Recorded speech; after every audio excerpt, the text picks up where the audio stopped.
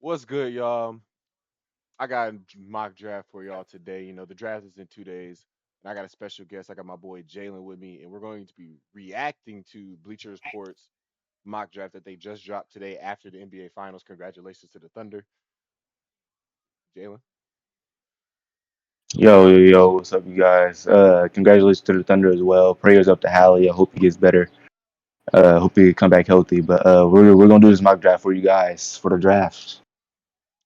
All right.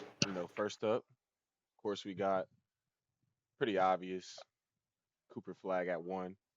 They have him compared to Jalen Johnson, Franz Wagner, and Kawhi Leonard. 18, 6'8" out of Duke.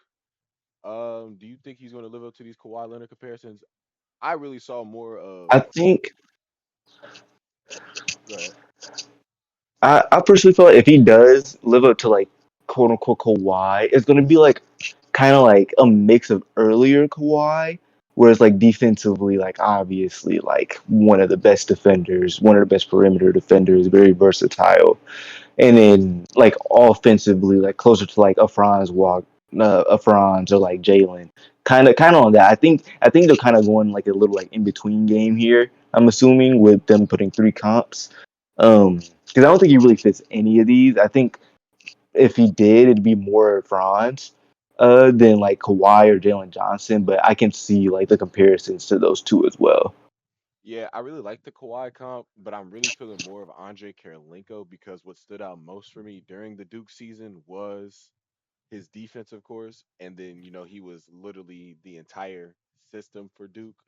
So I can see maybe a Franz comp because Franz took that really big playmaking jump this season.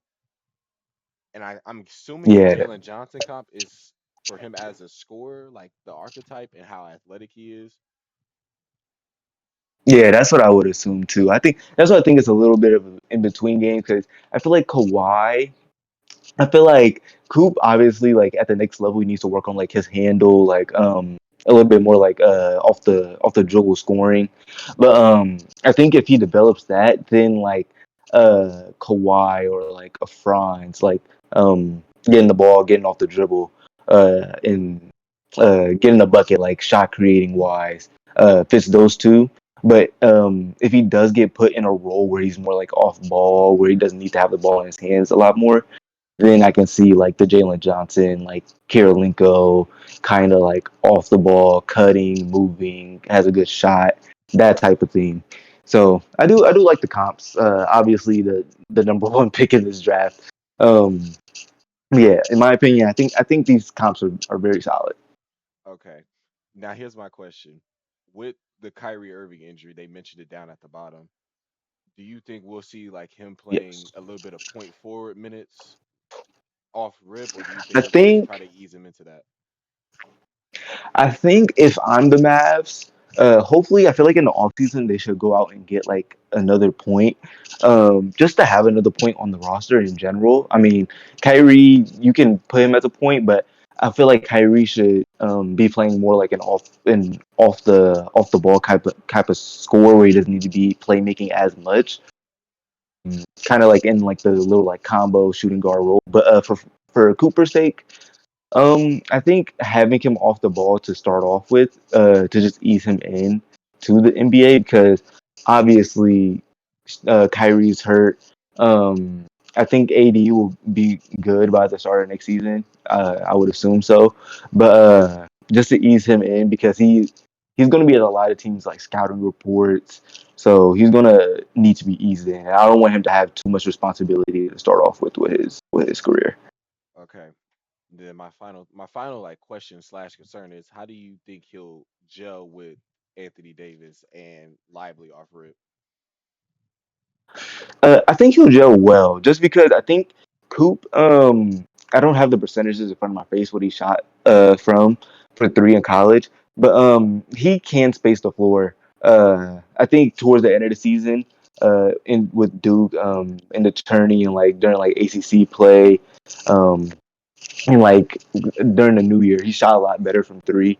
He fixed some things like in his jump shot, but he should be able to play off them pretty well. I mean, defensively, that team should be like I would assume like a top half, top 10 defense just like off rip just because of who they have on the roster. But I think offensively, Coop it does have like the playmaking talent to be able to be able to be like in a short roll type of situation, or if he has the ball on like the wing and be able to like look and make decisions. I think that's the one thing with as to why he's been mocked so high and why people think so highly of him is just because of how smart he is already at this age to where he can make these reads, these simple reads, better than some players in the draft or just some players in general at this age. But I think it should be well. I mean, AD is obviously a veteran figure for him as well. So he's probably going to help him uh, with getting into the roster. I seen that he's already been out to eat with some of the the Dallas Mavericks teammates. Justin. So I think he'll be all right. He'll be cool. Yeah. Overall, I'm excited to see how he gels with them. And then if you were wondering, he shot 38% from three in college on four Okay, attempts. So okay. I think he'll be able I to feel like I feel like play I off was of about to that say yeah. pretty That well. should translate pretty well. So moving on to the next pick, we got another Texas team. Dylan Harper out of Rutgers. We're gonna say he's a point guard. They have him listed at point guard, shooting guard, 6'5", out of Rutgers, like I just said. They have him compared to Cade Cunningham and De'Aaron Fox. The Overall, De'Aaron Fox one was surprising. That's the first time I seen that I don't know about the De'Aaron Fox though, because if you really watch the one. film on him, he's not like an above the rim finisher like De'Aaron is.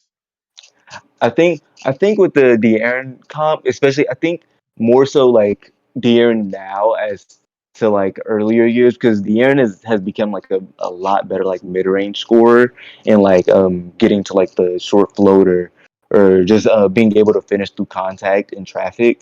So I think that's more so what they're leaning with that.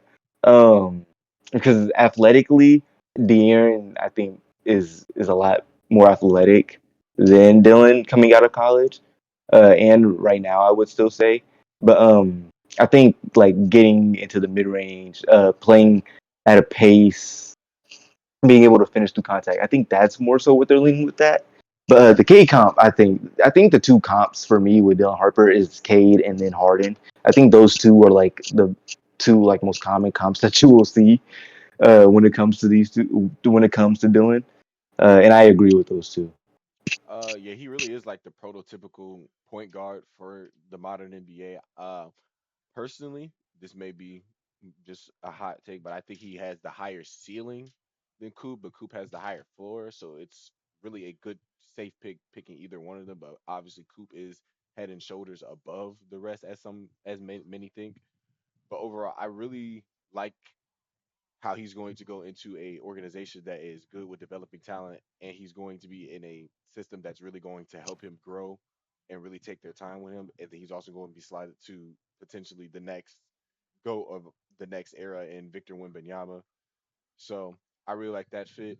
I am slightly concerned with the three guards they have because they have De'Aaron Fox, obviously, and then they just drafted Stephon Castle last year. But Stephon has the versatility on offense and defense to be able to play the two or the three, and maybe Dylan could come off the bench in his rookie season, sophomore season, and see how that works. But overall, I really thought they were going to try to trade this pick for another superstar or another star next to Vic, but them drafting is just as safe and just has the same probability in order to work. Yeah, I think when everybody's seeing the Spurs get this second pick, they were automatically like, okay, they're trading for somebody, whether it's like a Giannis, because obviously around that time Giannis was on the block because of what happened in the playoffs. Going out and getting like a KD baby I or told I just told people he something. wasn't going nowhere.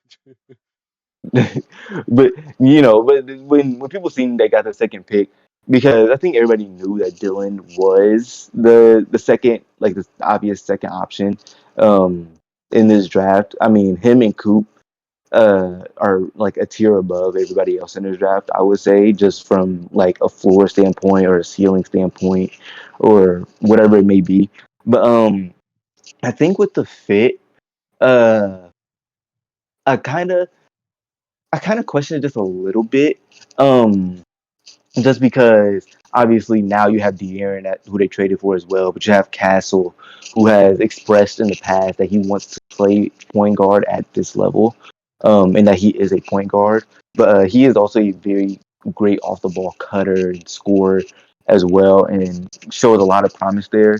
Um, He has also showed that level of versatility in college as a freshman at UConn. He was able to win a championship being yeah, that off ball that's why I cutter. feel like with this roster, I don't really feel like the fit matters too much. Just because, first off, you can never have too many playmakers on a roster.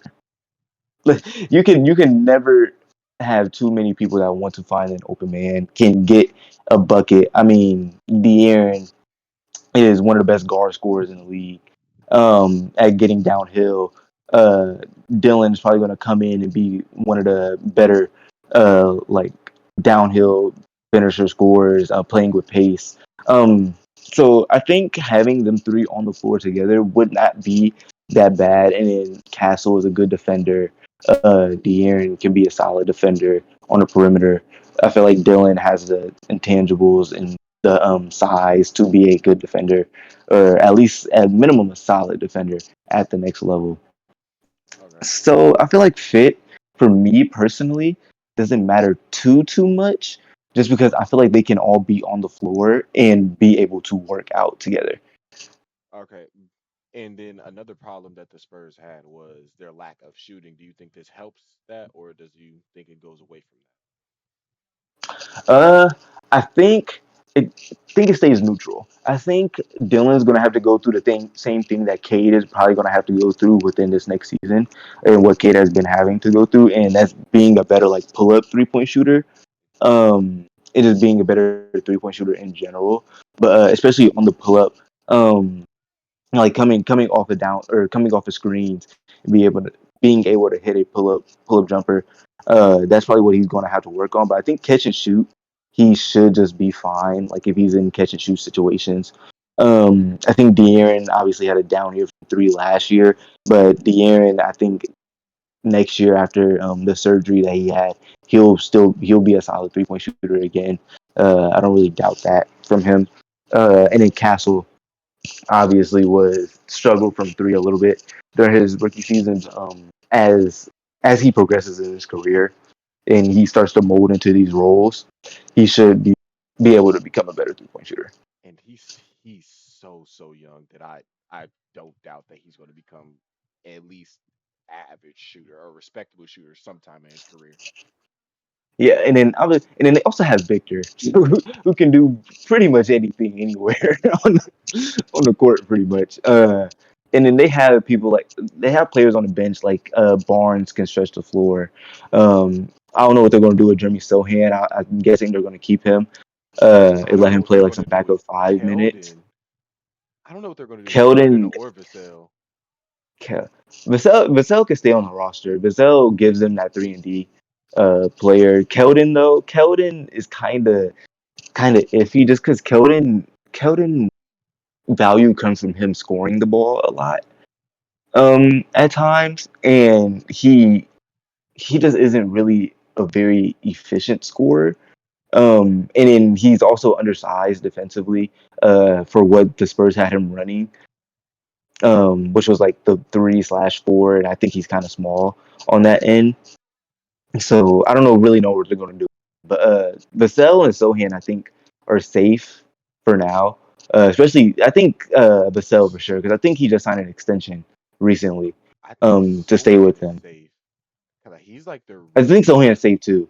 he's like their I real think Sohan is versatile safe too. defender, and he's a really good rebounder. Like his skill I want set to say, I think, is so unique for them. So I think he's safe. You know, he was trolling, saying that he was going to be a part of a KD trade. That was pretty funny.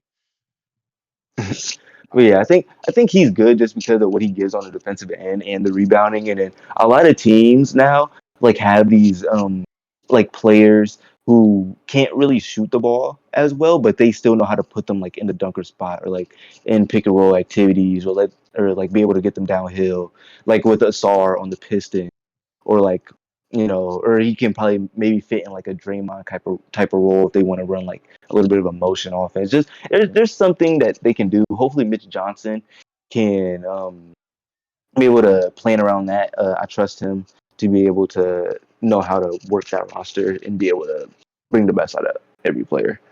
All right, and then my last question is: do you think Jalen starts or comes off the bench to begin? I think at the very start he comes off the bench because I feel like Mitch is gonna um, he's going to kind of fiddle with the roster a little bit and see what he can see what lineups work and what's not. Because this year for the Spurs is still like an in between year. If they make the playoffs, which um, I mean, I'm pretty sure a lot of people are going to expect that. Just because they made the trade for De'Aaron, they had Victor, and going into his third season, Victor should come back healthy. But this is still kind of like an in between season to see how stuff works, what moves need to be made. But I think starting off, unless in the summer league he absolutely just fries everybody, um, he will start off on the bench and then like he'll get some starting minutes here and out throughout the season. Okay. Well, this is where the draft really starts. We have the Yeah, Philadelphia I 76ers selecting VJ Edgecombe. think the comps make a lot of sense too. Especially like the VO comp, the Wakes comp is really good. Um, I think BJ Ooh, I like in this one. college kind of struggled a little bit with like scoring the ball, but I think it was more so due to the spacing of just college in general, how everything's more like compact. There's not really a lot of shooting. There's a lot of like motioning through the paint, a lot of pick and rolls, bigs clogging the paint. I think in the NBA, he will be a lot better with a lot more spacing. Just being able for him to get downhill, get to the basket.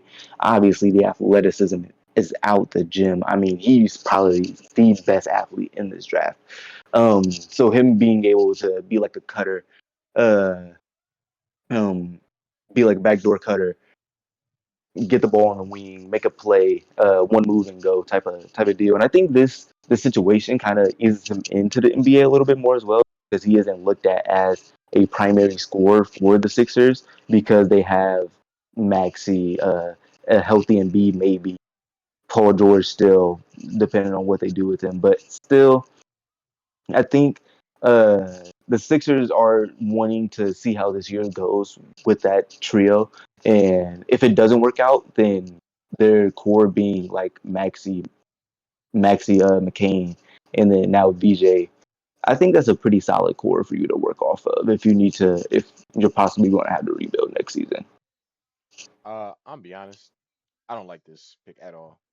I've been really You high don't. on I don't because I don't think he necessarily fits, because he's not the greatest of shooters. But if they are looking to give this specific core one more year, then I like it then. But I think VJ needs to go to a team that's going to be selecting after them. I really like the Con Canupu fit here because that gives them depth, and I think Khan is the safest pick in this draft over Coop, over Dylan. I think he is the one that's most capable to come in on anything, any of the 30 teams, and make it an any immediate impact towards winning without a learning curve with the ability he has to shoot, play make, and he is a very capable defender. But I can understand not taking him at 3. I really want the Sixers to trade back with either like Utah or Brooklyn to see who they want, and then we're going to talk about another kid that's taking his stock, quote unquote, who I would like, who I could see Brooklyn taking. But like you said, VJ is a very athletic, and he is probably one of the best perimeter defenders in this draft. So I see the upside, and I really like the Victor Oladipo comp they gave him with the athleticism and the scoring upside. I just want to see what he becomes as a shooter, and that's why I just don't like how he is in Philly. I don't really think they're going to play a lot of young guys. and allow him to really develop. Yeah, yeah, and I think in this situation too, because he's not a necessarily big guard either. He's 6'4", 193. So height wise, he isn't very big. But and then like the fit between like Maxi being there, McCain being there, Grimes is probably gonna get it. They'd be dumb not to give him an extension. I don't think they've extended him yet. Um, and so obviously the guard rotation over there is very clunky. Um, I think trading back would probably be in their best decision, just to maybe get more draft capital, and maybe pick that can gel better within the roster, like a Concanipple. Um, I also like more because Boyles at this for them, just because of the transcendent defender he is. And I think he could come in. He's also another one of the players I think could come in and make an immediate impact. He could probably be one of the best defenders in the league, whether he's guarding the perimeter or guarding the interior as a post defender. I like that pick for them. For I would like that pick better than VJ, but also that's somebody I want them to trade back. And with the way Collins is looked at, he lacks a jump shot, and that's the real concern with him. So I don't really like them taking him at three. Overall, I don't really see a situation where Philly takes should use this pick unless they're planning on either blowing it up next the after next season, depending on how it goes, or they're just really enamored with somebody and like, okay, he can come in, we're going to play him, and we're going to allow him to not only grow, but allow him to play real minutes. yeah, I can see that. Anything else you want to say before we move on? Um, no, I mean the Philly just in general is in a bad spot just as a franchise, just because their franchise player is cannot stay healthy. The player that they traded for cannot stay healthy. Had a terrible season this year. Yeah, Um, they just had really and then bad like injury luck.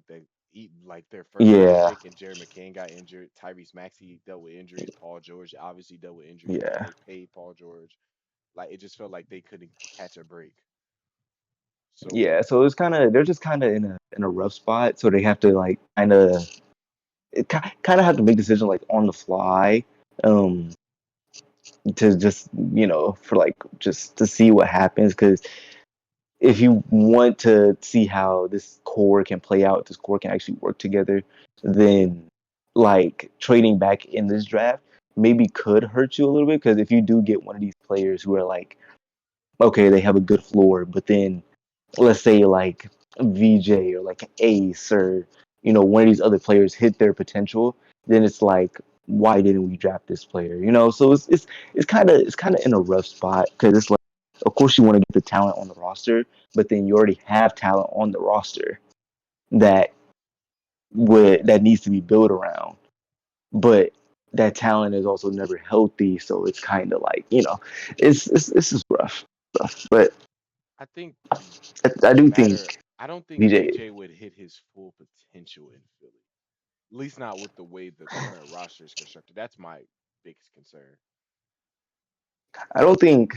I think if VJ goes here, it's more so him fitting into like a role, which I feel like VJ can be like more than just like, I feel like he can be that Victor Oladipo type of player, but extended with like because VO got injured.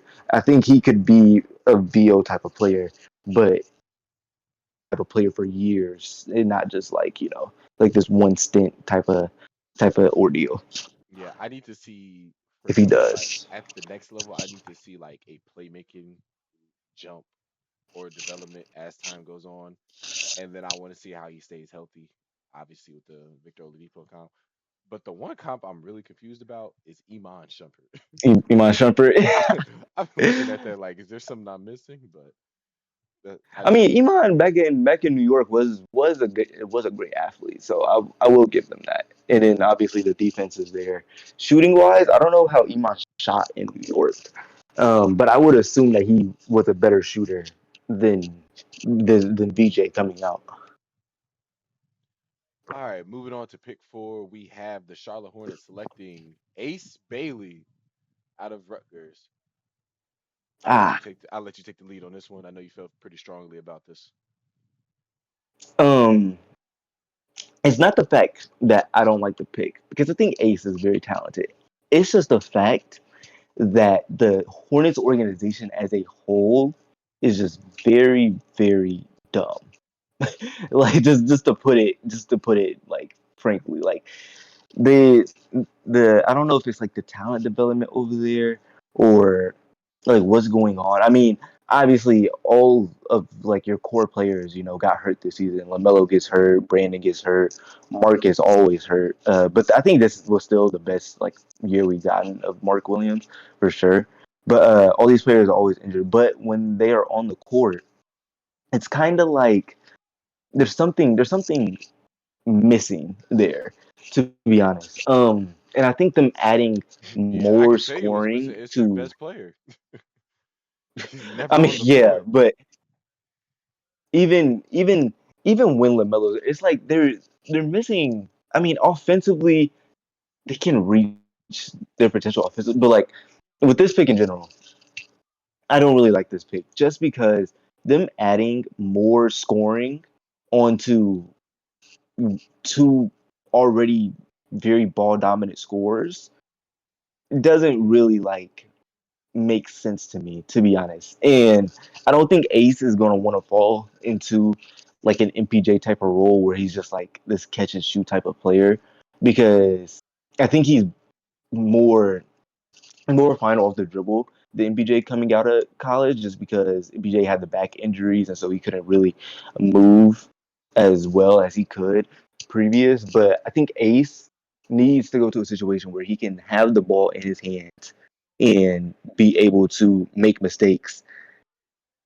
to in certain situations, whether that's playmaking or shooting. Um, and so I just don't really like this fit. To be I honest think with you, I I think I don't Ace like is it a great either. player. But Yeah, I think Ace is a great player, and if Ace reaches his max potential, he could very easily be a top 10 player in the league. But I don't think he reaches that potential here in Charlotte. yeah, I'm gonna go with that as well. I just think there's overlapping skill sets with him and Brandon Miller, as we can see with him being compared to him. Um, Also, I don't know if he, like you say, he wants to have the ball in his hand. So I don't know if this is really the destination for him with Lamelo being as ball dominant as, even though he is as good of a passer as he is.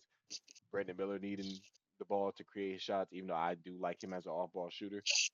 But what I will say in Ace's favor is he is like a prospect that you can mold into whatever you want him to be if you enable him to be that.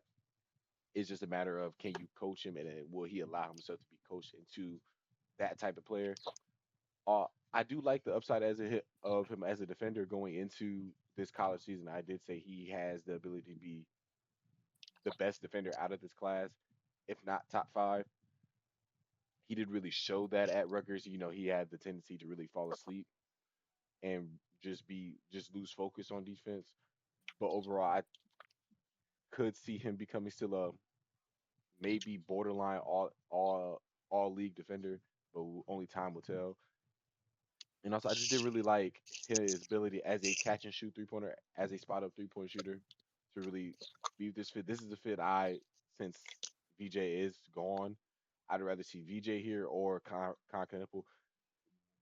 Bleacher Report has them taking Malawatch here, which would I would assume insinuate them trading Mark Williams since they tried to do that at the deadline. But overall, it's a it's a good pick, just an awkward fit in my opinion. Like if they actually did this, I would give it maybe like a B to a B plus. Yeah, and I think management kind of has to make a decision on where they want to take this team in the rebuild. Just because new management has came since like Lamelo was drafted, so they obviously need to make a decision like if they're going to keep Lamelo, if they want to get rid of him, if they want to trade him. But if or in Mark Williams as well. But I think for players that I would rather want to see on Charlotte, Khan is definitely. Um, if they did want to move on with Low, them getting like a Kasparis, um, Yakasionis. I got you. maybe Kaman too if they wanted to get rid of. I just Um, don't like Khan but going in yeah, like the top five. It just doesn't feel right. I was say I feel like Khan is Khan does have a really great floor, but I wouldn't be mad at him going top five. He does have extended potential, just uh like a like a floor raiser, just because with Duke when Cooper went out with his ankle injury, Khan was the number one on the team, and they won. They still won the AC title with him And being he that was number one hooping in about that that tournament too. playoff.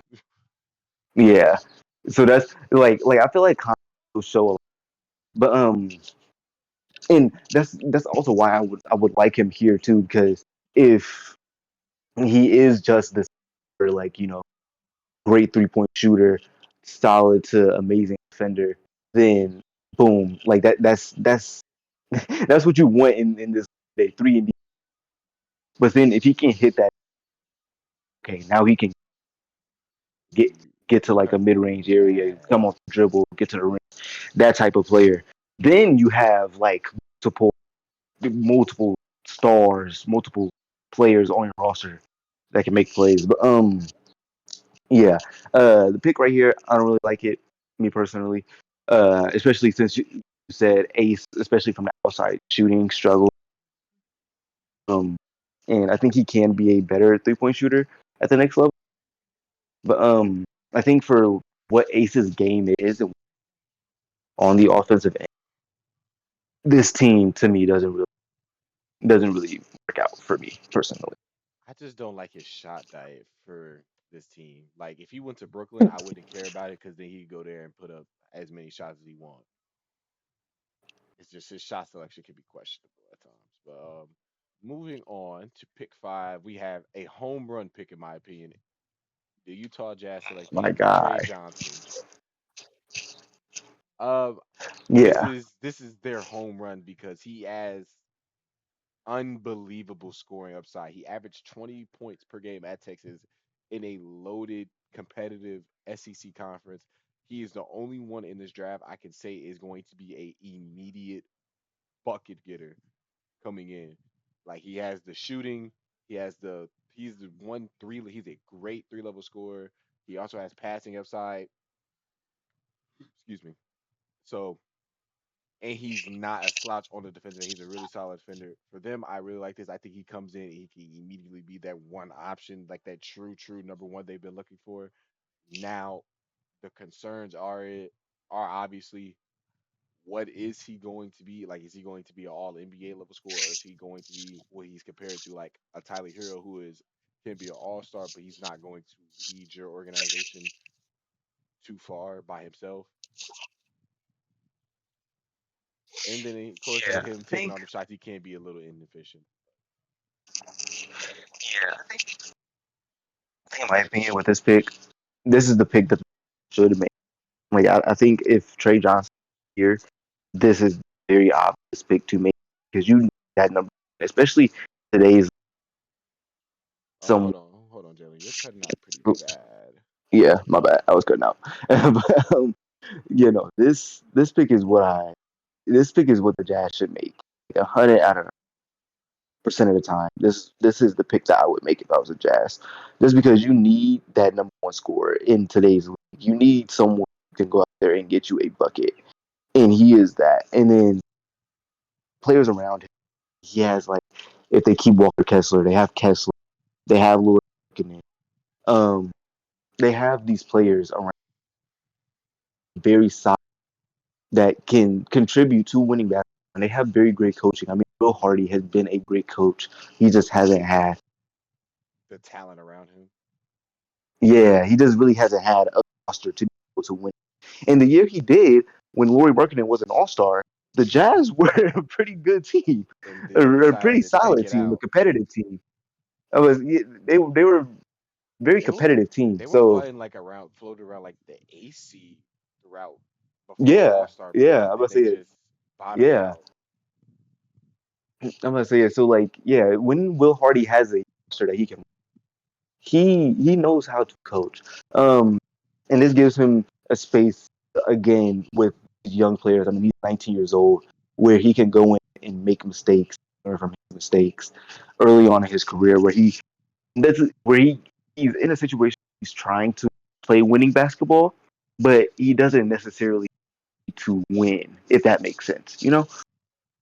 Yeah, So he can make these mistakes as a young player, as a young guard, especially should be able to make this early on in his career. And yeah, I just you're still cutting out pretty bad, by the am I Jesus. way. What I my real concerns with the Jazz is they have so many young guys, and I can't really think of any vets on the team other than like Jordan Clarkson and Colin Sexton, who is still relatively young for his age. I guess you could say Laurie Markkinen falls into that as well. And there's rumors that he's on the move. I really don't want to see Colin Sexton on this team either. I want to see him as like a backup guard on a contender. But they just drafted a guy last year in Cody Williams who didn't necessarily have the best rookie season. So I think them drafting Trey Johnson makes him fall down in the pecking order. Hopefully not, because I still think he has insane upside just as a defender alone. So hopefully he can figure it out. They also have guys like Bryce Sensabaugh. They just drafted Isaiah Collier last year as well as Kyle Filipowski. So there's just a bunch of young pieces on this team who I think are going to need time to figure out who they are and what they are as a basketball player. And I think Trey Johnson could come in and just have a solidified role as a number one scorer immediately. I think he comes in and starts day one of the few rookies that will do that. And he adds spacing that this team also really didn't have because they didn't really have that real shooter, so to speak. Yeah, yeah, no, yeah, I agree. I think Johnson is going to be a great player in this league, a great Uh, scorer in this league for sure. Now, my question to you is: do you think any of these pieces on the team is being moved other than Colin Sexton and maybe Jordan Clarkson? Do you think Laurie is on the move this all season? Um, I feel like if a contender, it feels like Laurie can like really contribute to this team, to their team, and they might go out there and give the Jazz some draft capital. But I think Laurie is safe where he is. He signed an extension after his All Star year. Um, the Jazz really like him. Last year, of course, he had a down year, but the Jazz in general just had a bad year. So I don't put too much stock into him on that. Um, but I think he's safe just because of what he gives you on both sides of the ball. Laurie, since getting to the Jazz, has been a very good out of the post scorer. Very great. He's always been a very good 3-point shooter. And then defensively as well, he's been a lot better than he was like with the Bulls or like with the Cavs. And so I think he is safe. And you want him to be like that secondary scorer. Um, and also a veteran scorer at that. He's been in the league for I think about like 8 years now. I want to say. So it's like he's been in the league. He's been in this moment in these situations. So yeah, I think he's safe. I think if anybody gets traded, it would be like Colin Sexton or Jordan Clarkson, going to contenders that want them. I really hope they keep Walker Kessler. He's like my favorite Yeah, favorite no, if player on this team. they better keep Walker Kessler. To be I honest, don't think you'll find that defensive stalwart that easily as well as you I would did say 3 years ago. yeah. I would say it's hard to find it's hard to find bigs in general, but it's hard to find bigs that are that great defensively, especially at how young he is. Still, it's hard to find that in the league. So if they traded him, I would be very highly upset. You buying into him taking jump shots next year? You know, if the Jazz are bad still, then go right ahead, At go the end of the right year, ahead. Let him get the reps in. At the end of the year, he was letting them Because motherfuckers fly. He wasn't making them. Will told him. Let's say Will told him to go out there shoot them junks. But I mean, it's teams like that. That's what they should be doing to develop their players. Like how the Spurs this season with Victor was really letting him just shoot the ball. Like no matter what, they would just let him shoot it. Like that's just how you have to develop players. Like you let them get those reps in game because practice is practice. You got to do it in game as well. It has to translate. So I like that approach. I for me, I do like that approach. All right, moving on to pick six. I'm pretty sure this is the Wizards taking Jeremiah Fears, Jeremiah. another home run pick. Now, the reason I like this pick is Jeremiah is a little bit smaller on the defensive end, and going to the team, he's going to be surrounded by a bunch of lengthy defensive wings in a Bilal Coulibaly, a Keyshawn George, a Alex Sarr, so on and so forth. And he's going to come in and be able to do exactly what he did at Oklahoma. He's going to be able to run the pick and roll with Alex Sarr, who is a very decent screener, and I still do have like real. I have belief in him as a jump shooter and as a roller going forward in his career. He didn't really show us his full capability in his rookie season. Jeremiah is going to be able to come in as a pick and roll ball handler and create opportunities for Sarr. He's going to be able to create opportunities for Bilal to really develop his game, and then he's going to be able to play off of.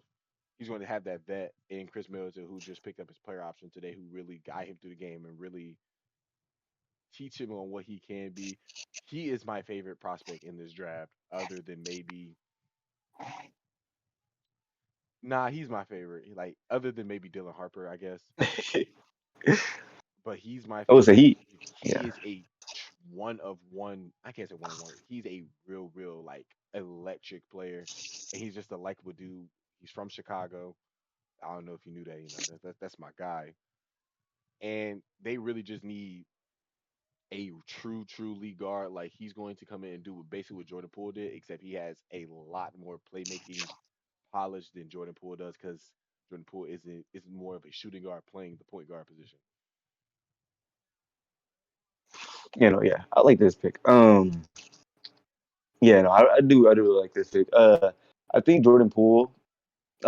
They could maybe move him this all season too. Maybe. Um, in my opinion, I think he's safe just because he still does fit with this team. But but yeah, a great pick. I mean, they need somebody that can go out there and get them a bucket. Is a very good playmaker, and again, letting these young guards make mistakes early on in their careers, and this is the perfect place to make mistakes because they With have so many no pressure on you. they already have so many young players that are making mistakes. So it's like if you make a mistake, you're not going to be scrutinized. You're not going to be looked at. You're not going to be benched. You're there to make mistakes. You're there to grow. And I mean, look at the bottom there. In the final 9 games, he averaged 22 and 5. And I mean, that's just what you're going to get out of him. I mean, the scoring upside is there. Shooting is there. Playmaking is there. His I ability see the to get comp to like Dejounte Murray. downhill is incredible. Like he turns the corners so well Yeah, off the pick and rolls, and then he's yeah, only 18 right now. I don't know if he's going. Yeah, he's 18. He's going to be 18 on draft night. He's yeah. incredibly And so it's young, like incredibly talented, and he's going to be able to come in and be himself. Like I'm about to say, yeah. And I see the comp down there is Dejounte Murray too. I don't know how good of a defender he is off the top of my head. Um, but if the comp is Dejounte Murray, I mean, he can have the intangibles to be a solid defender. I mean, a lot of times at that height, it's just the effort that you give out on the floor, on the defensive side. Um, but offensively, the entire package. And again, even if he doesn't reach his potential defensively, he has so many great defenders around him that I don't think that it will matter whatsoever. so. My first question is, how do you feel about this Wizards young core going forward, hypothetically with this pick? How many years do I you think love they it. are away? I mean, there's still a couple years away. Um, I think this year though, just because of how watered down the East is kind of going to be this year. I mean, because the Celtics are probably going to be like mid tier, the Pacers are probably going to be near mid tier. They have a chance if some of these younger players can be able to Take that really leap. produce a lot more. Like if Bilal develops a lot, if Jordan Poole is able to be a little bit better, Alex Suarez develops, they can be like a playing team, like closer, like between like that 6 and 10 seed. So it just depends, to be honest. But I think for the future, I would say probably like two or three, Okay. maybe closer to three. So are you predicting that they make a play in push this season? If for right now, I'll probably like do like a conference like standings how I think it's gonna go. But right now off the top of my head, I think that they can make that push. I think that they can make like not like a Pistons type of push where they jump up to the 6 seed, but they can make a playing spot. In the East, for you to make a playing spot, you basically have to be like slightly under 500. And I think that they can do that, especially with the right coaching. Okay. Moving on, we have the Pelicans selecting Kaman Maluak, the Uh, big fella out of Duke. I'm be honest, this is this I don't like is this. this is this is not a good pick. I don't think you should Um, go a project center one that can't shoot next to Zion since they plan on keeping him. And two, I don't think you should go this pick over Knipple, who is still on the board. I think that will be their home run pick in that situation. But let's talk about Khan. Khan is a 7 foot one center with a 7'7" wingspan. He's 250 pounds. He was in. He is the best rim protector in this draft. Coming in, he has elite size, and he's a very skilled finisher around the rim, a very capable lob threat. He does, and he is a very good rebounder. Now he will sometimes lose them 50-50 balls because he doesn't have the vertical leap that you kind of like out of your center. But overall, he is a project center who, if treated right, can become a Rudy Gobert S player, just maybe with a jump shot because does have jump shot upside. He did shoot like 18%, but he has shown the willingness to actually shoot them in college, and he is very mobile for his size. Whew, I think I got everything. yeah, yeah.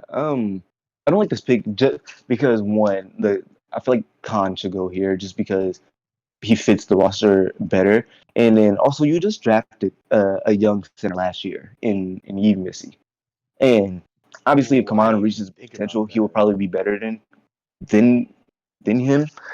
But what is what is the point of having two young, very young bigs on the same roster?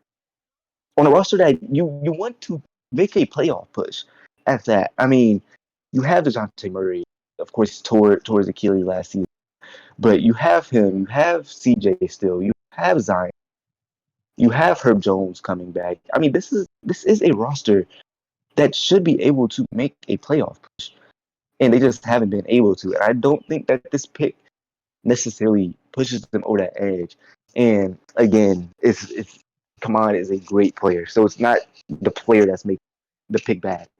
It's the team and the structure of the team that is making the pick bad.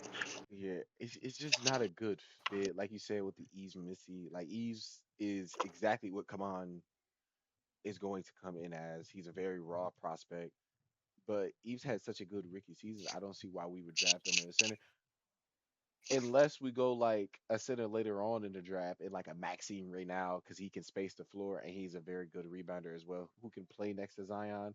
Here, I don't see why you don't go Conkinable, maybe even Carter Bryant. I just I just don't like the pick. Yeah, yeah. I would like to see like some wing scoring.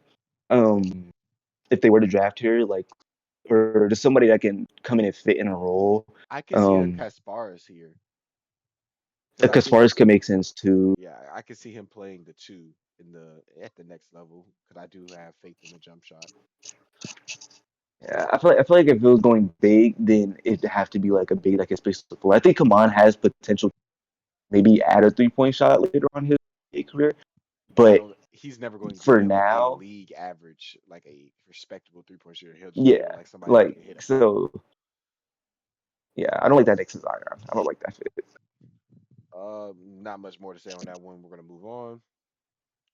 The Brooklyn Nets taking Noah Asingay out of France. He he is another one of my prospects that I like purely because he is a true 6'10" in shoes, and the upside and the potential is just through the roof, man. I don't know if how much film he watched. Like I Yeah, haven't watched a lot of film, but I seen his pro day and I seen his measurements and I seen like his ability on defense, and it's like incredible what he could be. yeah, yeah. When he comes in, he's probably gonna be like one of the better defenders, not only on that team, but probably like closer to like in the league, like being versatile on that end. Um, and I like this pick from Brooklyn as well, is because it allows to go in there and be a project player. Get shots up, find spots that he likes, be able to just be on the offensive, uh, Oh, you're cutting out again. just to develop, just to be able to develop on the offensive. To be honest, that's what I really like about this pick because I think defensively he's going to come in and be a very very good defender, but offensively is obviously where he's going to struggle to start off with. But there's there's so much talent there that can be unlocked, and I think a team like the Nets would be able to fully unlock that potential for him. The one concern with him is like obviously the offensive side of the ball needing some work and needing time and reps. And he's also not going to get workouts because right now his uh overseas team, he's playing overseas right now and he is in the finals. So he's not going to be Yeah, present yeah, at he's in draft. the finals. Yeah, he's not going to be present at draft night, and he's not going to be able to get them real workouts pre-draft to really see what teams are going to. But overall, I like this pick for the Nets because this is their they have 4 picks in this draft, and they can just take a swing on upside and see if it hits. And he is, I'm pretty sure he's either the Yeah, youngest or the second youngest player in this draft. I think it's between him and Pierce. But overall, I like the Pascal Siakam comp because Pascal Siakam was a end of the first round pick who was also very raw. I could see Noah also taking like the G League route just to get some extra reps in and really work on his game. But if he could come yeah, in yeah. and just meet half of his offensive potential, or maybe even 75% of it, this is a great pick already for the Nets to start off the day. Yeah, and then even like he doesn't even have to develop into like this elite off the ball scorer, like this elite on ball scorer. If he can just go in there and be able to be like a very elite 3 and D player, then then this is an amazing pick for the value that you can get out of him at pick 8. And yeah, I mean you can possibly find talent later on in his draft if somebody else hits, or like next year because next year is going to be very talented draft as well. So if and it's very important, especially for you to be able to find these role players that know how to play the role but can excel in that role as well. And if that's what he can hit, and potentially even more than that, then great pick, great pick. You know what I've noticed so far in this mock draft that we're reacting to?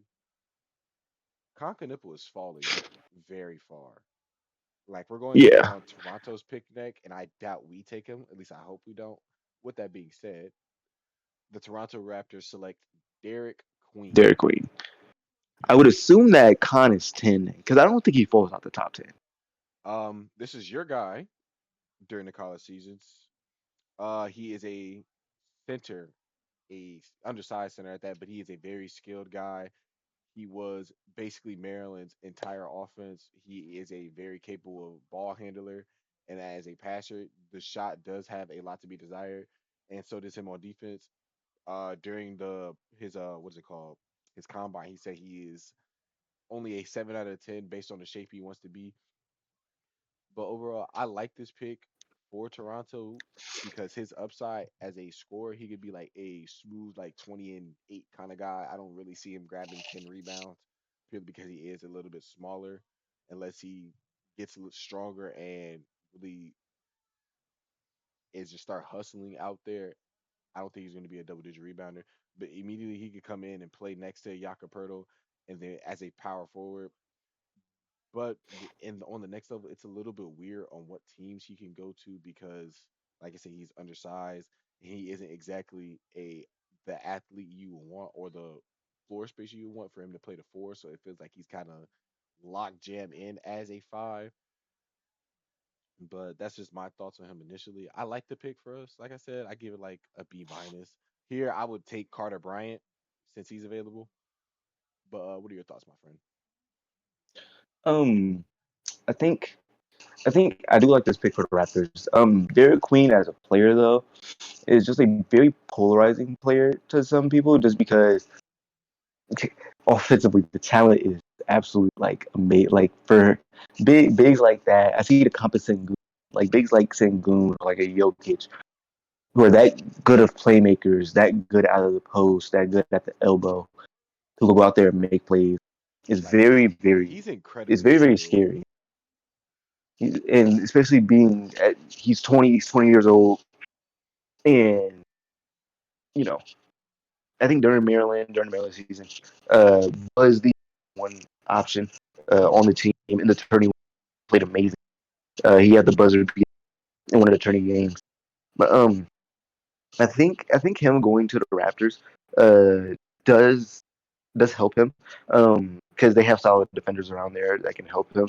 I do think that he could be uh, an average to slash to like a plus defender in the league. If like laterally get quicker, get better laterally, uh, and then rebound. Just being able to just box out people. That's maybe Nick. You're cutting out again. But I think, but I think for the next level, that Dairy Queen, I think this is a good pick. Um, yeah, that's really all I have to say about Dairy Queen. To be honest, I love him as a player. But it's just kind of rough when you're trying to predict where he can go just because of the player that he is Yeah, it's just a and how he weird plays. fit everywhere.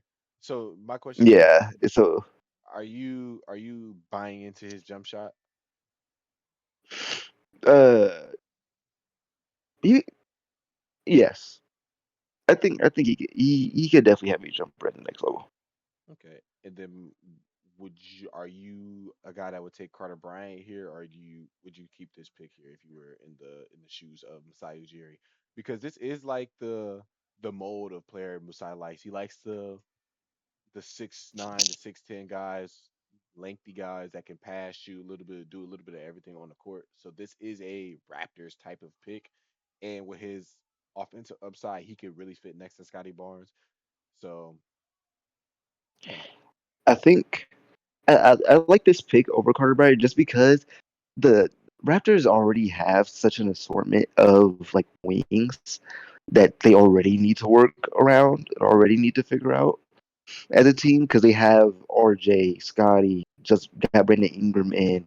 They still have Grady Dick. Um, they. I mean, Ochai is still there, isn't he?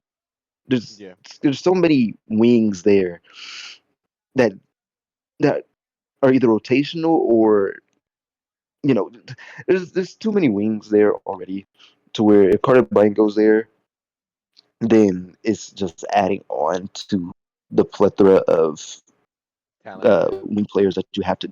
Yeah, it's just adding on to the perimeter talent that you need to work around already. And so I think going big, especially a big like this, is very good for Raptors. Okay. Moving on to pick 10, we have the Phoenix Suns who acquired this pick from There we Houston. go. This is the home run pick. They acquired this pick in the Kevin Durant trade, and they also acquired Jalen Green. We'll talk about that in another video. But Concanible finally goes to 10. He has a pro comparison of Cam Johnson at the shooting Cam guard small Johnson. forward position. Like I said, he is the safest pick in my opinion. Like he has the highest floor. He's going to come in and immediately be a knockdown shooter. He has the playmaking ability. He also has the ability to play next to anyone. Though, if I was the Suns, I probably would have took Kyler Murray Boyles or Carter Bryant because they have higher defensive upside, especially Kyler Murray Boyles, who is, in my opinion, the best defender in this draft. And they were the 28th ranked defense this past season. So I think that he will help in their defense going forward. But this is not a bad pick at all. I give it an A minus. And it says here, no, I'm gonna drop it a little bit. I'm gonna give it a B plus purely because they have so many shooting guards. So I don't know how much Khan would play. Yeah. I think I wish Conway early, but if I'm the Suns in this spot, I think I go Casparis over Khan. Ooh, To be honest, that's a good pick. uh, I think I go there instead of Khan, just because there is no point guard on this roster right now. There is not a true point guard on the roster at the moment, And Casparis is a and, really good playmaker and passer. and He's the best. yeah, and I don't want to see Devin Booker have to be forced into a point guard role again for another season. And also, like you said, the fit with already having all of these wing players, again, just adding on to that depth. And I hope that they move Jalen Green. I would say Bradley Beal, but Bradley basically impossible to move at this point. So hopefully they can flip Jalen Green. I would assume that they're trying to do that as we right now. Um, I think Kano, this wouldn't be a bad place for Khan to go because Khan can play off of. Khan is going to find a way. Khan is going to find a way to be able to get minutes, whether that is being an elite shooter or just being an elite role player, no matter what you need to get out of him. So I do like the pick, but I think there are other players here that I could think it's have too been picked. safe. Like, yeah, like I think, and I understand trying to go to it because you have Devin Booker on your roster, which is this All NBA player that has been your franchise player for the last like 11 years, and he has gotten nothing. Like the best roster he has had, they lost in the finals, of course, but before then and now after then, it has just been like utter depression almost. And I understand trying to build around him, but it's like the roster at this point is just so bare bones. Um, that yeah, it's just kind of short. And then also they got Dylan Brooks in that trade too. Now I'm just remembering. So that's another wing player that they have on this roster is going to get minutes. So I now yeah, you I made me think jump it if down to a B. Um, like yeah, so if I'm them, I go Kasparis, or if Kaman falls further, I would go Kaman. is this Just too because okay? So they is this could too use. high for Thomas Sorber out of Georgetown? I was thinking Thomas Schwarber too. They if they bring him in within like the next day for like a workout or like to test him or whatever, and like his physicals come back good and his workouts are pretty good, then I wouldn't be mad at Sorber here. Just because they need everything, to be honest, other than wings, other than two guards, they need it on the roster at the moment. So yeah, there's a good amount of players that could go here and fit and be able to get minutes, valuable minutes. Um, so yeah, I'm not terribly mad at the pick, but I think there's better picks that could be made here. I don't think they can necessarily make a bad pick here as long as they don't super reach for like somebody like fucking Hunter Salas. Shout out Hunter. Moving on, we have Portland taking Carter Bryant, A plus, A plus pick. Yeah, no, I have no. Yeah, no, that's that. Yeah, no, that's all I have to say about that. I'll be honest. I have no more to say about that one. I um, mean, for him, yeah, that's the great pick. I mean, I love how Portland's already going. I think the only thing that they have to worry about, to be honest, is Getting Anthony uh, Simons off the roster. getting somebody off the road. What are you? some of these some of these guards off the roster. if Hopefully it's Anthony. if Ace is Uh, stuck there, you'll live. But please, please get Anthony off the roster. Trade him to but Milwaukee. to be honest, I mean somewhere. But the pick. I love the pick here. Just allows him to go in there. Uh, I think when I know in these previous picks I've talked about like the amount of wings that these teams have had. I think Portland is one of the teams Where you who can never have have too many. they have yeah they have other wings that can be able to fit around them. Whereas like Denny as this wing playmaker is so very good. Um, Tumani has been such a great defender, such a versatile defender. He can be on the court at all times, and showed a lot of promise shooting last season. Was a very good shooter last season. And Carter Bryant could come in here and be able to get minutes on this roster. Um, yeah, like I said, the only two issues that the Trailblazers have to deal with is the guards, and then just basically waiting this year out to get rid of DeAndre Ayton, because he probably isn't going to be able to get moved. Um, but yeah, this pick, I like it. I love this pick. Carter Bryant is my third favorite prospect in this draft. I haven't made my big board just yet, but I'm pretty sure I have him as a top 10 player. He got better and better as the season went on in Arizona, and then he had a good March Madness run. And then just with his length and size alone, he's going to be a excellent defender at the next end. At his floor, I see OG Anunoby. Maybe not. Yeah, like a lesser OG. Yeah, I Yes, can. that Yeah, like I see exactly. that. And then at his peak, at what his potential could be, he could possibly be like a all-star, all NBA third team type of guy. That is how high I am on him. Because he is going to be able to do anything you ask him. He's going to be able to rebound. He's going to be able to defend. He's going to be able to knock down spot up shots out that corner. He's going to need to play make just a little bit. He's going to be able to get downhill and finish at the rim. This is a plus pick for Portland, especially with their current situation. Moving on to Well, so 12, yeah, we have the Chicago Bulls taking Asa Duel. I like it. Um, in my rough mock draft, I had the Bulls taking Derek Queen because they needed a center. This is also somebody I consider having them take. Asa is a undersized center, but he has more athleticism and ability and just the energy to play the four, unlike Derek Queen. And with Vucevic expected to be out the door this offseason, I'm 100% behind this pick. I like Asa. Like I said, he has the athleticism. I like Asa as a lob threat and as a defender. And then he also showed like the capability to shoot threes. Now, what we're gonna say a lot about the big men in this draft is they have the potential to shoot threes, and they've taken threes. They just didn't have the efficiency in college that really shows like, oh yeah, you're going to be a knockdown shooter for most of these guys. Asa Newell is a guy that took 25 threes last season, and he had a good amount of dunks at the rim. I like him around the rim and above the rim finisher, and as a play finisher. So for the Bulls, for a team that lacks size, I think this is a good fit for them. I think they just missed out on getting Carter Bryant though. Yeah, I think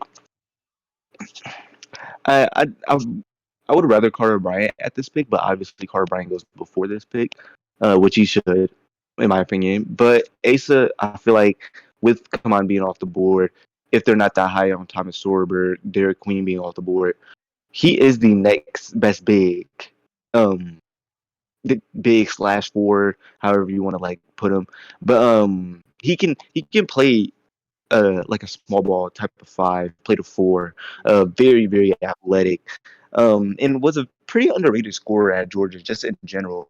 To be honest, Georgia wasn't very like Amazing. uh, how do I want to put it? They weren't a great team last year. They had some holes, but he was able to go out there and be able to produce on both sides of the basketball. So I like this pick. I like this pick. Um, this is a pick I consider going Thomas Sober, like you said, but if you're worried about the foot injury, this is just as good. And I like the comp to John No, Collins. that's it. Yeah, yeah. Oh yeah, no. John Collins comp is probably like Perfect. spot on. That's spot on. Next we have the I don't like this pick. Oh, The Hawks taking Kasparas Jakusionis out of Lithuania and Illinois. um, I did say he could play the two. I'm kind of in between. Uh, Hmm. just because I guess if because obviously you have Trey Young on a roster, you No, have no, no, Dice no, on a Jalen, roster. Jalen. I don't like it because Colin Murray Boyles is a home run pick here. Neat Clifford is a home run pick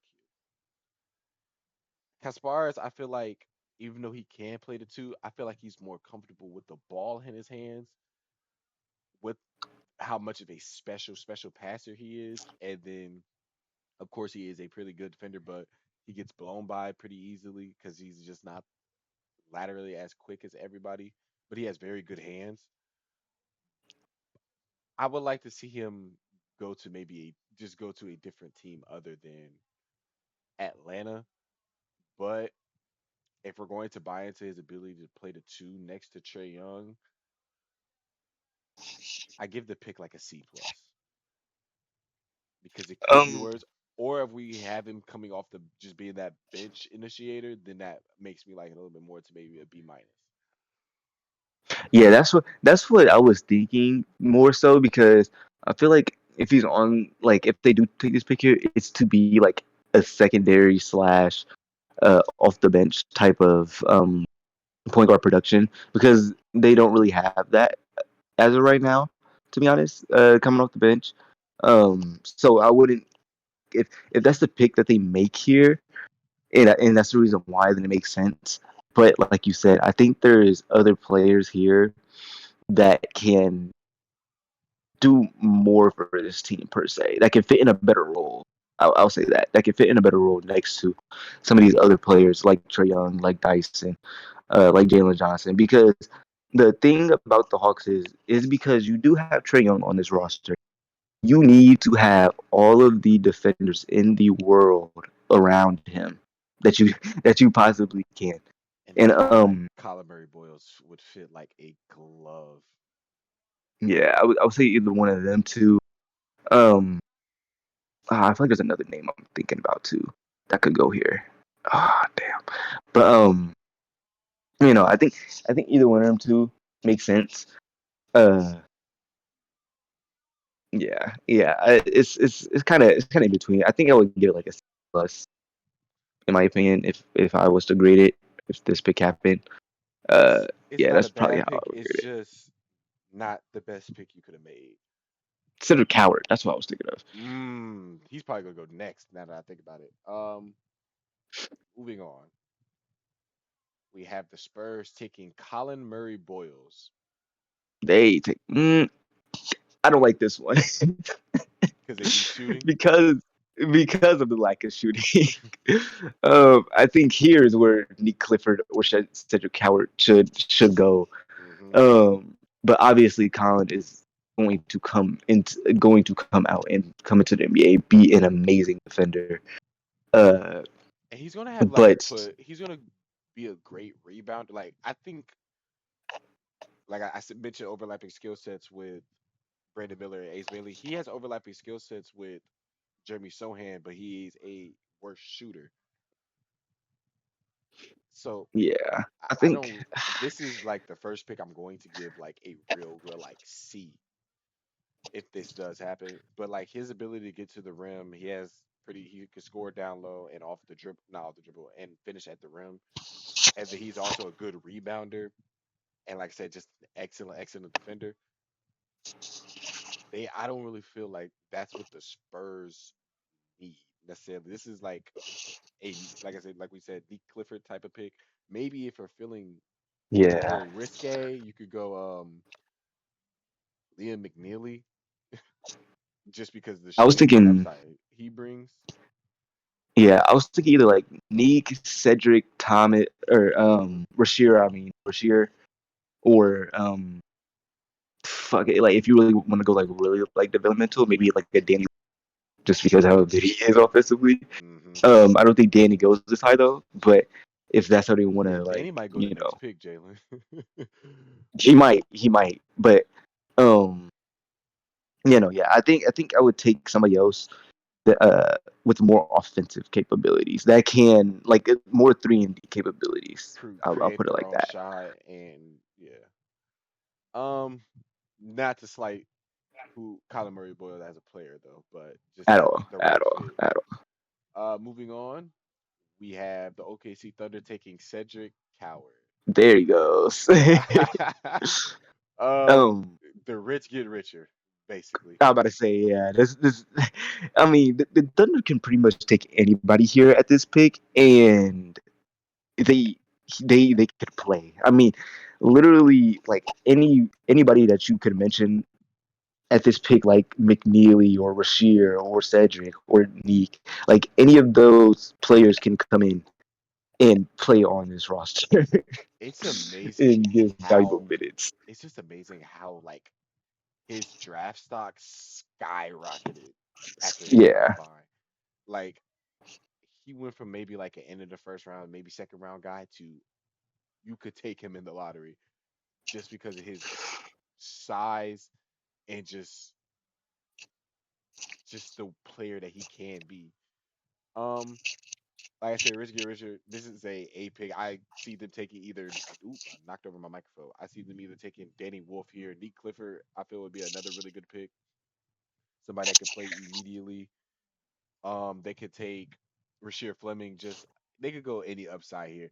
I'm just happy that we yeah. didn't let Noah Singh fall to them because that would have I'm about to say, yeah, been because if the singing nightmare. go, if the singing fell all year, I don't think Sam Presti would have like. I think Even Sam Presti thought would have about just it. ran out on the stage and called out the pick for them if Noah was here. To be honest, but Um, yeah, that's a championship team getting even better.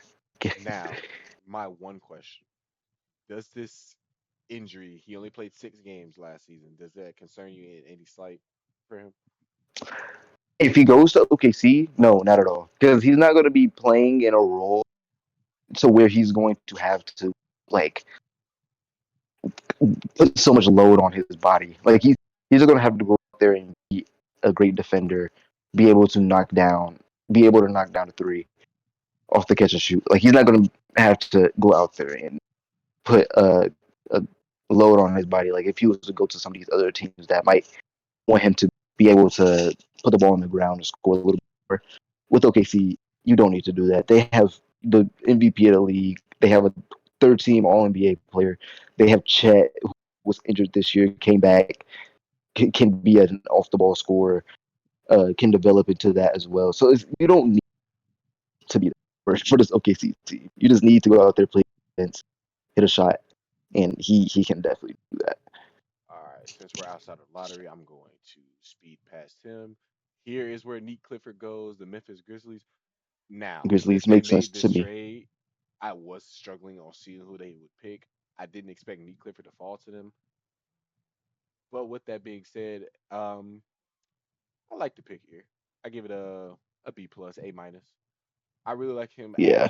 as a senior because he's 23 years old. He has a lot of experience and he is like a really good defender and shooter. Not also a really good rebounder for his size. So I think he comes in and instantly makes an impact for this Grizzly team who is just having an abundance of wings to be honest. Yeah. I think I either go him or I go Fleming just because of the rebounding, because of the shooting upside, and the rebounding because you need rebounding around Jaren. You need rebounding around Jaren. So yeah, this I do like this pick. I would either go him or Rasheer. So it's like yeah, that's the pick. That's the pick I would make. All right. At 17, the Minnesota Timberwolves go Jaeger Demon, point forward out of Oh, BYU. How you feel about this? I I this makes sense to me I as well, I expected Rudy Gobert to be in that but in the Kevin Durant trade, but since they not didn't I had Thomas Sorber going here, I'm pretty sure in my rough. But with them having Jaeger on the board and being able to play a point forward, I like it. Yeah, yeah. I think because they're gonna have to find like a point guard, because Mike Conley is obviously old. He's he's out of his prime, and that showed in like the Thunder series where like he just cannot keep up with some of these younger players at this point in his career. And then Rob, I think, isn't developed yet to be able to go out there and run a league guard role for this team. And so I think Jaeger comes in there, obviously still young, but gives them the size, gives them the playmaking upside. More that you would get from Rob.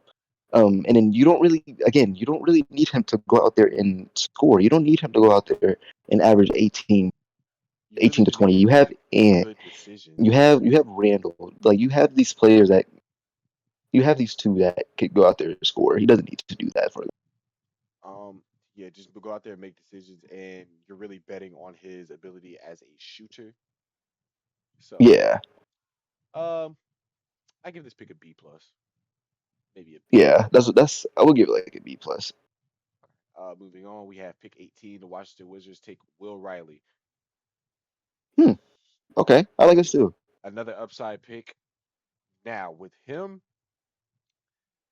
I don't know how much he plays. Well, here he might play a fuck ton for all we know.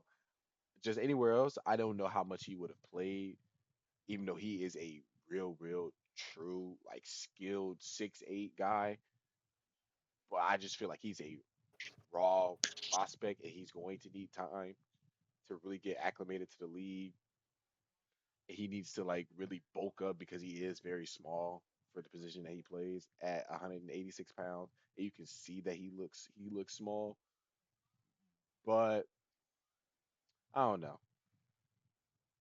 Um, I don't again like with teams like this, like the Wizards, these younger teams, and you have all these picks in the draft, especially like in these like mid tier. It doesn't hurt to take a shot like this. I mean, if Will Riley does pan out, he can be a great scorer at the next level.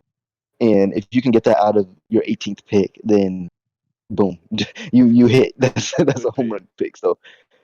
So that's yeah. I think picks like this when you're a young team, when you don't really have expectations, you don't really you weren't really what's the word I'm looking for? Like it isn't necessary for you to take win now players. It's okay to take project players, players that need to develop, and I do like this pick. I'd give it like a B Yeah, B plus.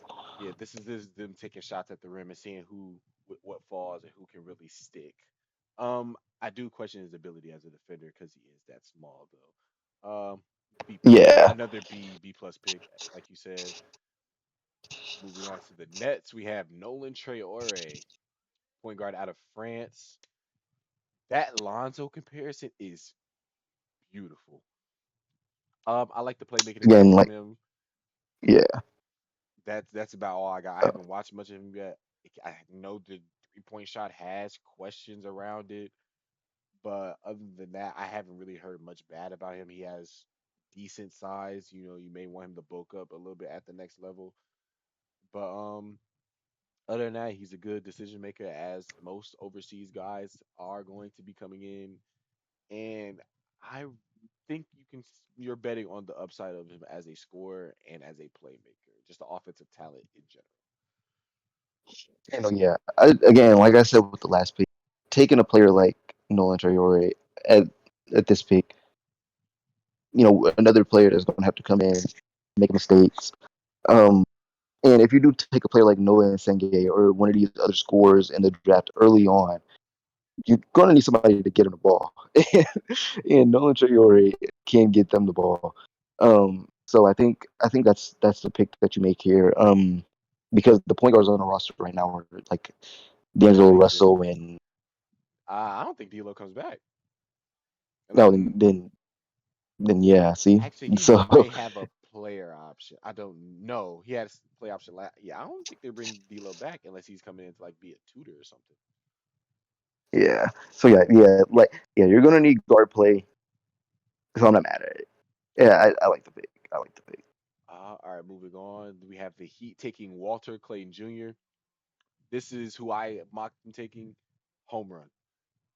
Even though Jace Richardson Yeah, is on the board, I think he fits just a little bit better because he's going to get shots up and he is such a tough shot maker. Saw that through the entire championship run they had. And he just has insane confidence that I think fits the Heat. And since he's an older player, he's seen some he has more IQ than Jace. He does You don't really have to wait for him to develop and really get acclimated as long. So I love this pick. yeah, it's like you said. I think pick uh for a team like the Heat, this is the pick that you make. You get an experienced guard that has been playing college basketball for the last 4 or 5 years, who has experience, He who was a has bona played on the fide biggest bucket for stages. like the last 3 years. Yeah, and so yeah, he's played at the biggest stages. He knows how to play in pressure situations. He knows how to get a bucket. He is a very solid playmaker. Um, maybe there can be a little bit of a jump there, but just being able to be a tough shot maker, be able to get an open shot, that's what you need out of this pick. The teams like this, like the Heat, these are teams that need to draft like the play now people that could come in and make an impact. And I think Walker Clayton could come in and make an impact. I wouldn't be mad if he went here. I still wouldn't be mad if he went to the Magic. They did get Desmond Bain. I would still wouldn't be mad if he went Oh, there don't worry, we're gonna as be talking well. about the Magic in 2 picks, or maybe the pick after this. Trust me. Since they didn't take the guy Jace, they're taking Jace. But yeah, like Bleacher Report said, looking past his size and athletic questions, you see a tough shot maker and just a tough winning player. So overall, he's going Yeah, to and be. sometimes I like how they described him yeah, as sometimes instant offense.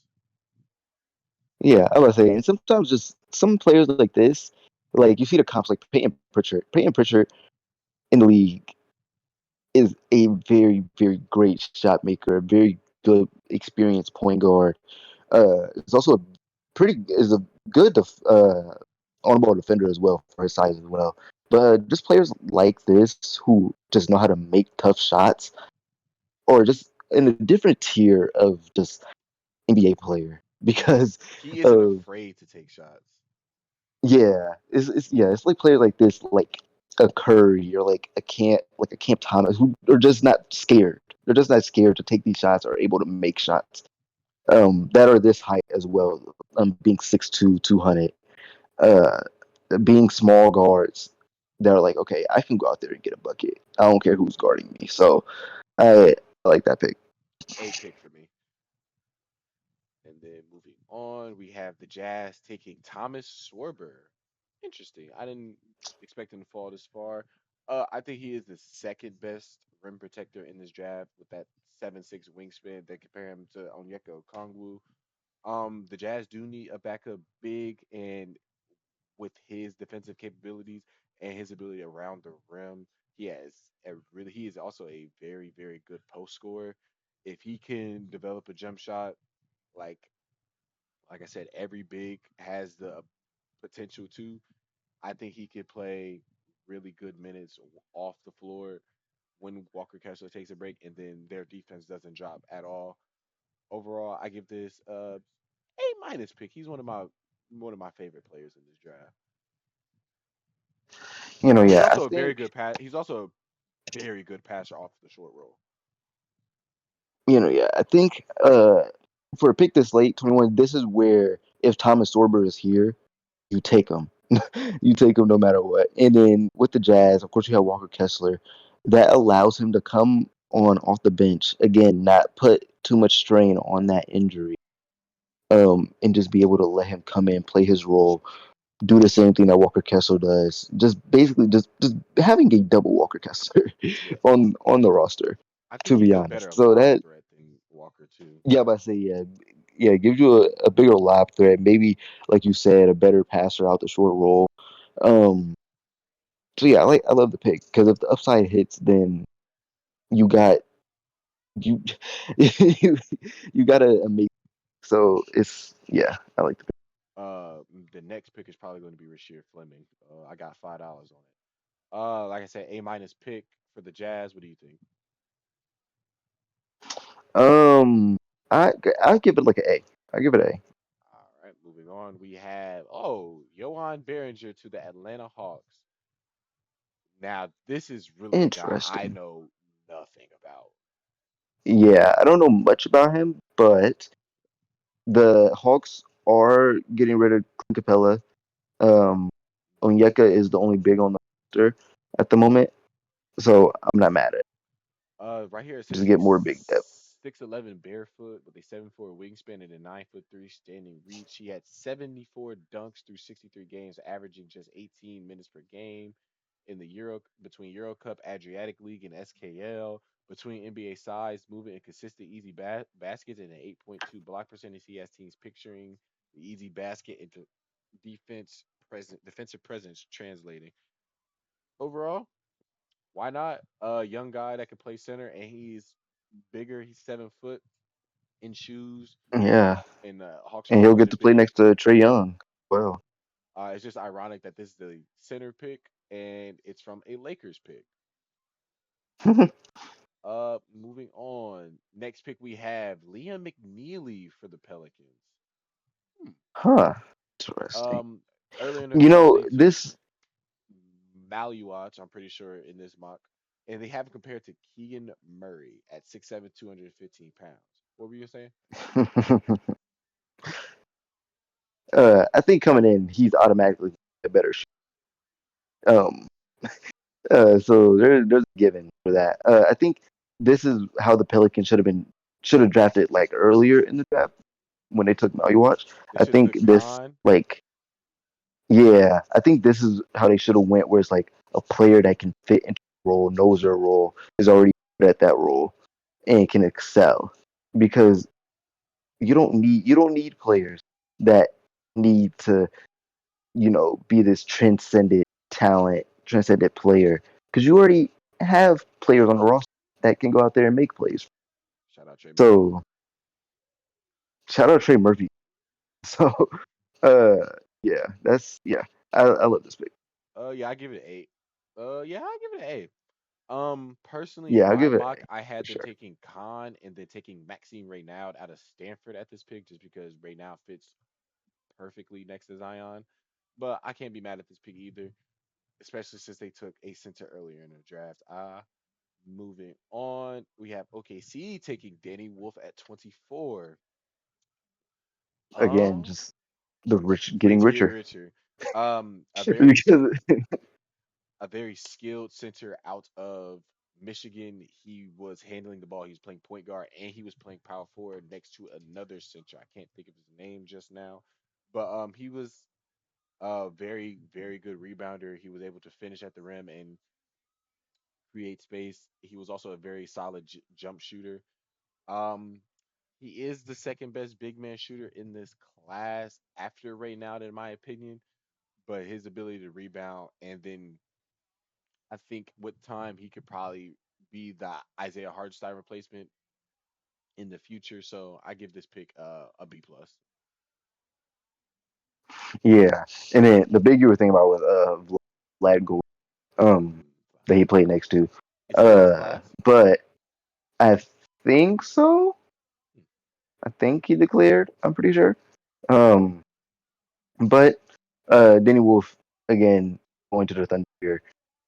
If he hits it, the upside hits, you have one of the most skilled bigs out of this draft. Probably the second best Derek Queen, in my opinion, to be honest. On, on the just because of what he can give you from the perimeter, from dribble creation, from the playmaking, just gives you another player that you trust. And the Thunder being able, if they're able to get him, this yeah, All right, moving on to the Magic. Like I said, they have them taking Jace Richardson, A plus. Nothing more needs to be said. He fits the timeline. So basically, everything we said about Walter Clayton, apply it to same Jace thing. Richardson. except he's 3 years younger and fits the Orlando Magic timeline just a little bit better. And he's like 20 pounds smaller and an inch shorter. That's it. This is my Yeah, fifth favorite player in this draft. He was so fun to watch at Michigan State, and then he was like so damn good that I wanted to see him make a run in March Madness. And then another perfect comp with Tyrese Maxey. Beautiful. yeah, yeah, no, yeah, home, yeah, another great A plus. Next we have Brooklyn. I'm pretty sure they're going to have back-to-back picks here. They take Rasheer Fleming, who I am first, very great pick. surprised, he fell this far. Um, NBA size, he's going to be a immediately great defender as well as a great rebounder for them. So I like this here. I give them this A. Uh, then next we have the Nets again taking Drake Powell. Did he? I thought he went Oh, back to you school. know, No, I'm thinking of Isaiah Evans. You know, yeah, I like this pick too. Why not? Why not give? And then this is one of the wings where it's like he has a role, can fit into that role. Among other two players that you drafted earlier in Noah Senge and Traore, where he doesn't need on his to um have to make an impact defensively. He's great. Shooting wise, he's great. So just why not? Why not? and then I really like the Herb Jones comp here because he was a amazing defender in the minutes he played. He just didn't play a lot at UNC. I would have wished that he went back to school just to get that extra year under his belt. But other than that, he shot 50% from the three as a spot up. Can't really ask more. Next, we have the Yeah. Celtics taking Ben Serif. Interesting. Out of Israel. They have it compared to Manu Ginobili. At 19 Oh, years, Manukam. yeah, at 19 years of age, I've heard he has very high upside as a point guard, and with his 3 point, they're questioning his 3 point, as it says right here, his 3 point in defense. But as a natural like playmaker and a mid range scorer and a finisher, he has extreme upside. And if you can develop his jump shot, then you at pick 28, that's an insane value. Yeah, and I think the Celtics are going to be kind of in a spot well just because of they're going to have to get rid of some contracts. Um, Probably Drew Holiday and uh, what's his face? Kristaps probably. So it's kind of just trying to fill. Um, so I'm not mad at this pick. If they went like big, I wouldn't be mad as well because Maxine right um, now would be a good pick here. Just I saying. would say right now it would be good. If you want to go with somebody with Or Hogbrenner. Kalk, I'm about to say Kalkbrenner could be great here as well. I'm not terribly mad at that. I think uh, you can never have too much guard play in the league. So if you can hit his Manu comp, then I mean, yeah. Who doesn't want Manu? Um, How about I say, yeah? Who doesn't want a Manu on the team? Another good pick in my eyes. Even though I could see them going like center, like I said, Cogbritter or Reynald, I give it a B. Yeah, I'll give it like a yeah B B. All right. At pick 29, we have Maxime right now going to the Phoenix Suns. That makes Um, sense. they have him compared to Quinn Post. Um, One thing that's really interesting about him, he is by far the smartest player in the draft, and he played 5 years at Stanford, I'm pretty sure, and he shot 36% from three. So the offensive production and ability is there. He's going to be able to come in and he's played a lot of basketball, so he's not going to have to like that learning curve as a 19-year-old guy would have. But at 7 foot one, 250 pounds, he's going to be a great rebounding average. I'm pretty sure 11, 12 rebounds in college at Stanford. And then, like I said, he's going to be able to space the floor for Book and Jalen Green if they keep him. There is a lot to be desired on the defensive end, I will say. But other than that, I can't really be more. I can't be upset. B plus pick. Yeah, I agree. I don't really have not much more to say there. And at pick 30, they have the Los Angeles Clippers taking Shaz Lanier out of Tennessee. Interesting. Here I probably would have went LeBaron Feinline, or in my personal opinion, my favorite pick here would have been Ryan Nembhard, just because they need that guard play. But Shaz is also a good pick here. He's a decent scorer at Tennessee, and the Tennessee defense was so good. So I'm pretty sure that I'm confident he's going to be a good defender.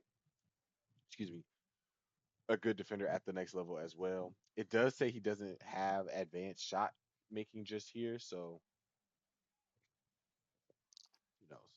Not too mad at the pick, just because I'm guessing the Clippers drafting because they still do have James Harden, they do have Kawhi, and so they do want and Zubac as well. So they want to make a run, a championship run still with this roster.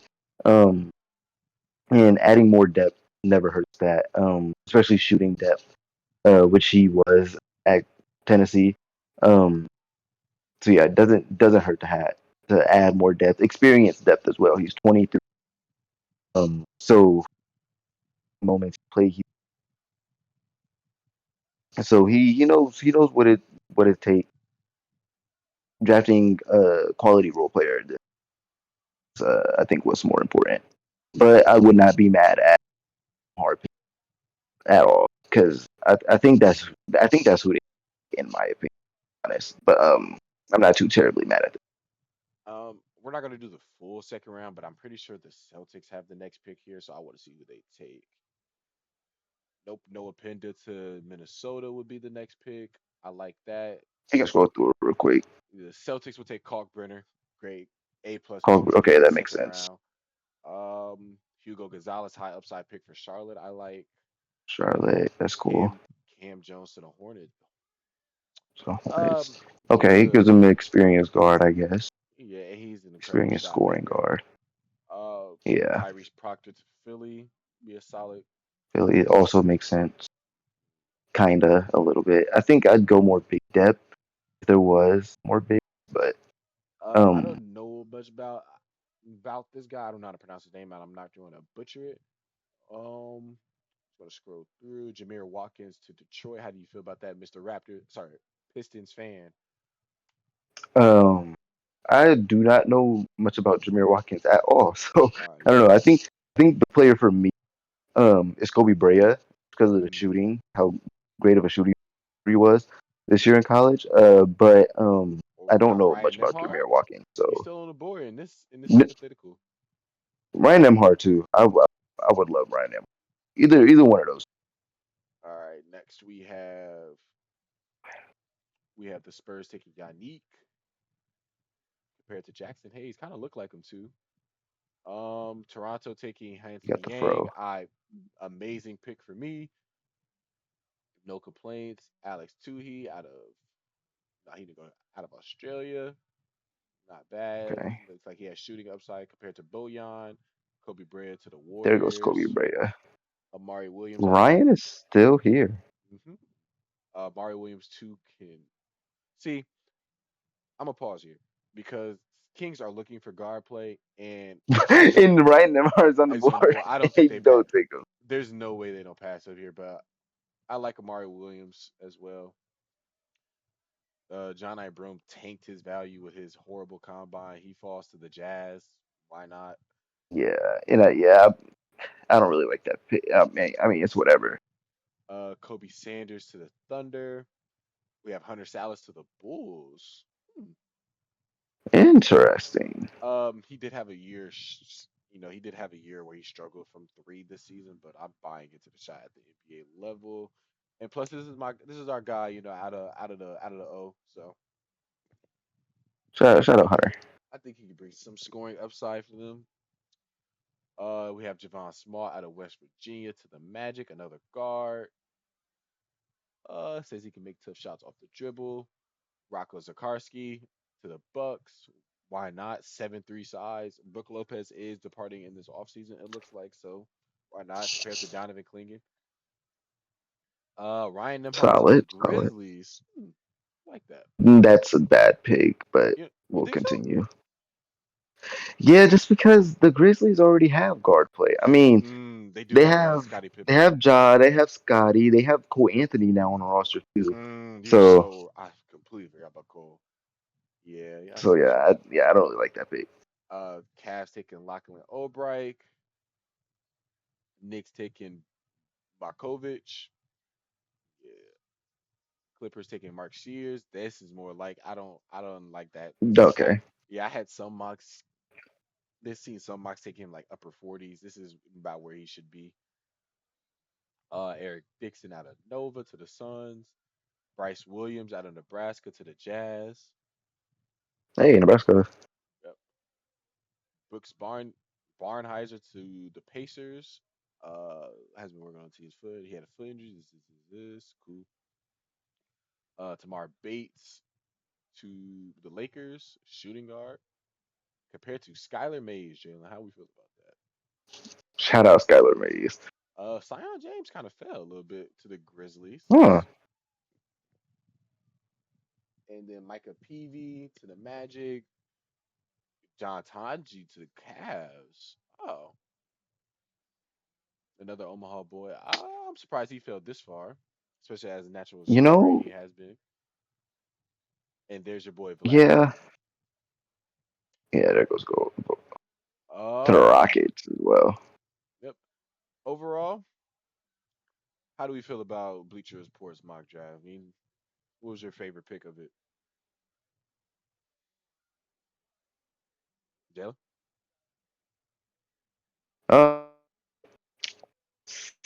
Solid.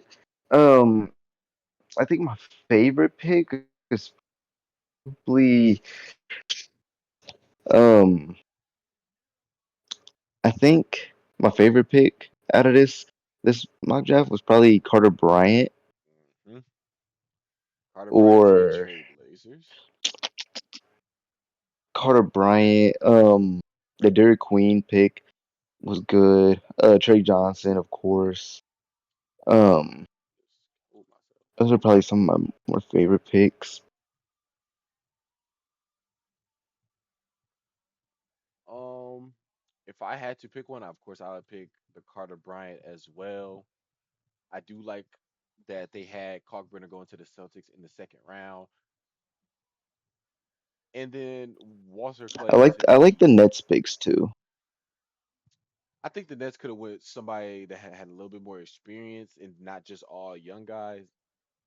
But I think that's Jake Powell could kind of fit into that a little bit because he's going to be able to come in and play a role immediately, or at least have a set role, nothing more, nothing less, unless he just explodes. But this is Yeah, my favorite pick, other than Carter Bryant, Walter Clayton Jr. to the Miami Heat, exactly what they need, especially with them going to be losing Terry Rozier, even though they lost him during the season. Um, overall, I give Bleacher Report. I give them a thumbs up on the draft. Nothing really out of the ordinary, or I can really disagree with, other than like the Kamal Watch pick and the Liam McNeely pick that came from that. But the Liam McNeely pick was significantly better than the Kamal pick. But overall, this has been our reaction to the Bleacher Report mock draft. Jalen, anything you want to say to the people? We've been going for an hour and uh, 48 minutes. phew. um, hey, shout out Detroit, man. We're going to the NBA championship this year. All right. And just like that, I'm going to cut them off. Thank you if you made it to the end, and if you did make it to the end, comment mock draft because that's what we're dropping next. Peace out.